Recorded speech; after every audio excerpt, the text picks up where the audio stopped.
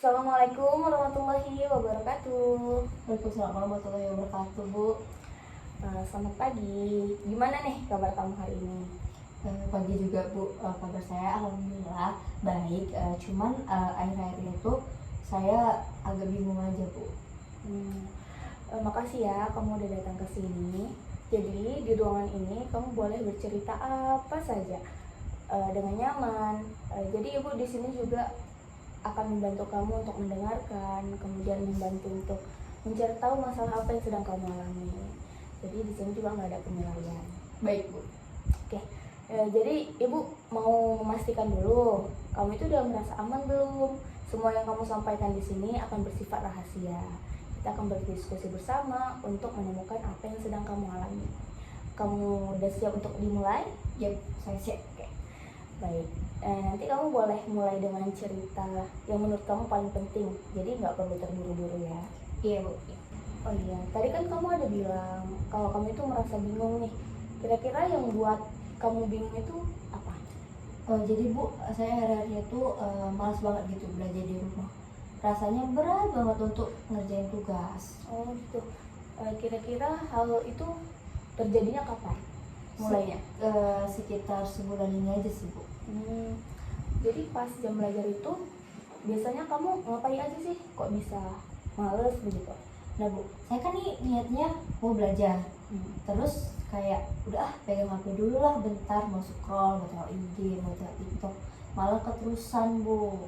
Oh, jadi HP ya yang jadi pemicu kamu itu malas belajar. Iya, Bu. Oke. Jadi ketika kamu malas belajar, apa yang kamu rasain? Ketika saya udah males belajar itu, Bu, saya tuh merasa bersalah banget ya, Bu. Terus stres kan karena tugas yang harus saya kerjakan jadinya nggak terkerjakan, jadinya numpuk gitu. Iya. Oke, terima kasih ya udah jujur. Ibu bisa melihat kalau kamu itu sebenarnya ingin belajar, Iya. tapi ada hambatan aja yang memicunya ya.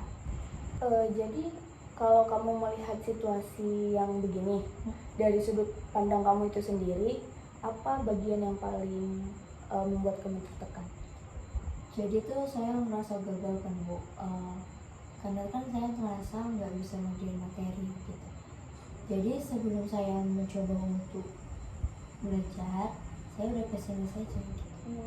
Jadi rasa kurang percaya diri ya yang menghambat kamu dalam belajar.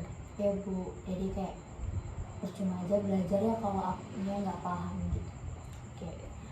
Ibu menghargai keberanian kamu ya untuk mengakui hal tersebut. Jadi kalau menurut kamu nih, bagian mana dalam diri kamu yang paling terpengaruh oleh kebiasaan menunda belajar hal-hal yang begini? Jadi kayaknya tuh, Bu, saya tuh merasa nggak berguna ya, Bu. Terus saya mengingatkan diri untuk belajar, tapi ya saya tetap gagal gitu, Bu. Jadi rambatan emosinya itu besar ya, dari yang malas jadi takut lalu merasa tidak berguna gitu. Iya, Bu.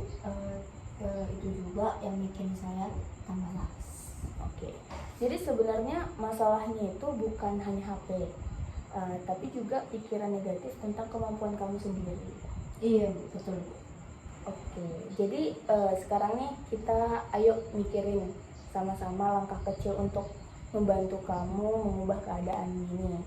Jadi kalau menurut kamu nih, apa perubahan kecil yang paling realistis yang bisa kamu lakukan dalam waktu dekat ini? Mungkin saya bakal mencoba untuk belajar sedikit dulu, Bu, kayak nggak lama. Jadi sekitaran 10 menit, itu juga tanpa HP. Oke, itu rencana yang baik. Kenapa kamu milih dari 10 menit awal? Karena kalau misalnya langsung lama ya, Bu, saya takut nggak kuat gitu. Jadi untuk 10 menit saya masih sanggup sih. Oke, idenya bagus ya. Jadi kita mulai dari hal yang paling yakin untuk kamu lakukan.